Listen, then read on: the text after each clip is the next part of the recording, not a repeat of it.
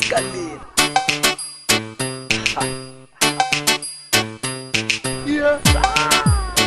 Zanserandra malagasy efa tsy mahita ratasy.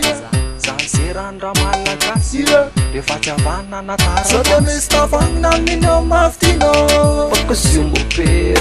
Sode misy tavagnina amin'igny mafitino nakosumbofer. Ao ambadiky ny trano misy maro vonarino pakosumboper awa. Sode misy tavagnina amin'igny mafitino fatna teletsy fatna letera misy vera koroina fatna radio.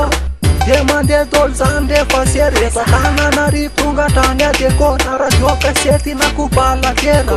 Kotsakotsatra amin'ny écouteur kamba kosikosiry pasera sy mopera amle fatnatera sy le ordinatera. Sode misy tavagnina amin'igny mafitino pakosumboper.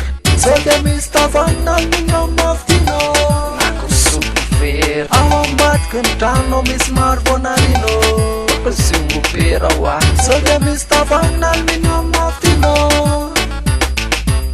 panefliflany panapinaky feta. Panefliflany panapinaky feta. Rakaraka ny kadina ty fa tsy feta. Rakaraka mafana me matamanala.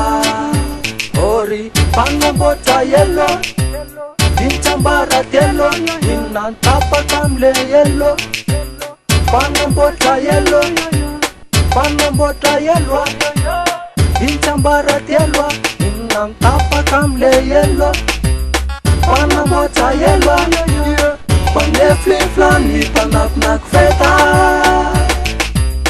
Panefliflany panapinaky feta. Rakaraka ny kadina ty fa tsy feta. Rakaraka mafana me matamanala. Matile kuba kuba ko mafanye. Kuba malagasy.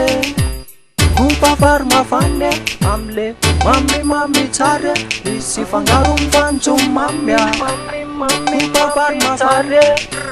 Sode misy tavagnina aluminium mafitino ny hoane.